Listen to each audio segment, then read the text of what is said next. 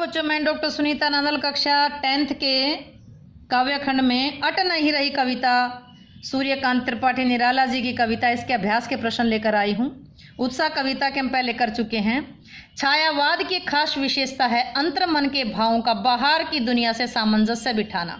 कविता की किन पंक्तियों को पढ़कर ये धारणा पुष्ट होती है कि अंदर के भावों का बाहर की दुनिया से सामंजस्य बिठाना।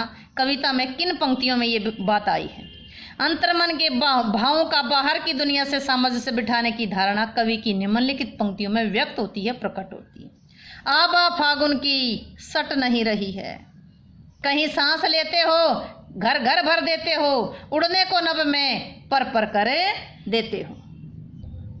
कविता की इन पंक्तियों में अंतर्मन के भावों का बाहर की दुनिया से सामंजस्य बिठाया गया। नेक्स्ट प्रश्न देखिएगा, कवि की आंख फागुन की सुंदरता से क्यों नहीं हट रही है? कहाँ से? फागुन की सुंदरता से क्या नहीं हट रही है? कवि की आंखें क्यों नहीं हट रही हैं? फागुन का जो महीना है वो प्राकृतिक, फागुन के महीने का प्राकृतिक सौंदर्य है, बहुत आकर्षक है। चारों ओर हरियाली छा जाती है, पेड़ों पर हरे भरे पत्ते, रंग बिरंगे फूल दिखाई देते हैं। पेड़ हरे भरे पत्तों, रंग बिरंगे फूलों से लद गए हैं, सारा वातावरण सुगंधित बन गया है।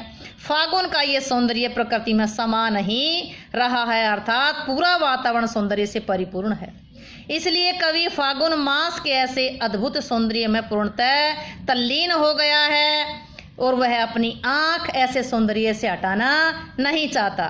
कवि पूर्ण रूप से फागुन मास के सौंदर्य में समा गया है, लीन हो गया है, इसलिए वहाँ से नज़र नहीं हटाना चाहता। अगला प्रश्न देखिएगा, प्रस्तुत कविता में कवि ने प्रकृति की व्यापकता का वर्णन किन रूपों में किया है? अथवा प्रस्तुत कविता के आधार पर प्रकृति के सौंदर्य का वर्णन कीजिए। प्रस्तुत कवि ने प्रकृति की शोभा को वैभवशाली बताया है। कवि ने प्रकृति की शोभा को वैभवशाली बताया है क्योंकि उसमें सुंदरता रूपी विविध प्रकार की निधियां, विविध अनेक प्रकार के खजाने समाये हुए हैं।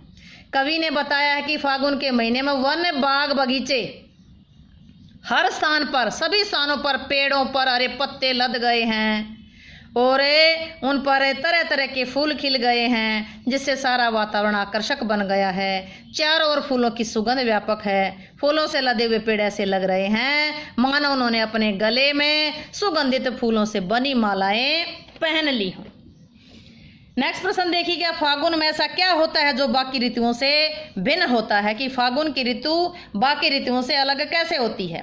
फागुन के महीने में बसंत ऋतु, फागुन का जो महीना बसंत ऋतु में आता है। बसंत ऋतु आती है तो सारे पेड़ पौधों से पुराने पत्ते झड़ जाते हैं, पुराने पत्तों की जगह क्या आ जाता है? नए पत्ते उगाते हैं। सर्दी की ऋतु खत्म हो जाती है, बसंत ऋतु आ जाती है, मौसम अत्यंत आकर्षक बन जाता है।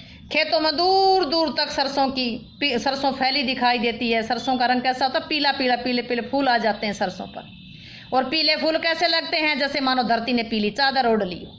सभी बाग बगीचों में खड़े पेड़ भी फूलों से लद जाते हैं। वातावरण सुगंधित बन जाता है, सुहावना बन जाता है, पक्षियों की मधुर ध्वनियाँ सुनाई देने लगती हैं, मानव जीवन में नई स्फूर्ति का संचार होने लगता है, सभी प्राणियों में उत्साह जोश भर जाता है। इसलिए फागुन का महीना अन्य ऋतुओं से भिन्न होता है। आगे चले, नेक्स्ट प्रश्न देखिए, इस कविता के आधार पर निराला जी के काव्य शिल्प की विशेषताएं लिखिए। काव्य शिल्प कहो, काव्य सौंदर्य कहो, भाषागत विशेषताएं कहो, बात एक ही है। निराला जी छायावाद के प्रमुख कवि थे। उनकी इन कविताओं में छायावादी काव्य की सारी विशेषताएं एक साथ देखने को मिलती हैं। छायावादी कवि थे, छायावाद की विशेषताएं इनकी कविताओं में जैसे उत्साह हट नहीं रही, इसमें देखने को मिलती है। उनकी भाषा में मधुर शब्दावली, भाषा में मधुर शब्दावली है। क्या है? मधुर शब्दावली की योजना है।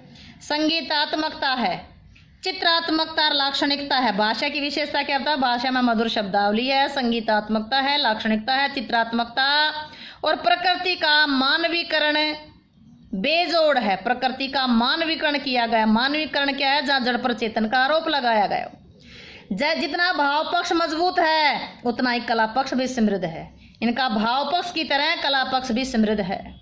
शिल्प के क्षेत्र में उनका विद्रोही रूप देखने को मिलता है। कैसा रूप है? विद्रोही रूप।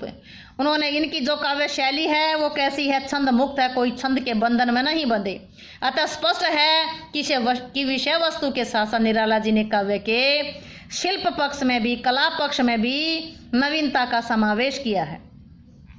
बादल राग इनका प्रिय विषय रहा है, इसलिए नहीं कि वो सुंदर है, बल्कि इसलिए कि बादल राग उनकी शक्ति का प्रतीक है।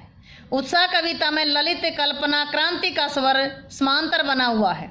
ललित कल्पना और क्रांति का स्वर समांतर बना हुआ है, अट नहीं रही है। शीर्षक कविता में देशज, देसी शब्दों का प्रयोग भी देखते बनता है। निराला जी ने छोटे छोटे शब्दों का प्रयोग इस प्रकार किया है कि भाषा की प्रवाहमयता देखते ही बनती है। उम्मीद है कि प्रश्न आपको समझ आए होंगे।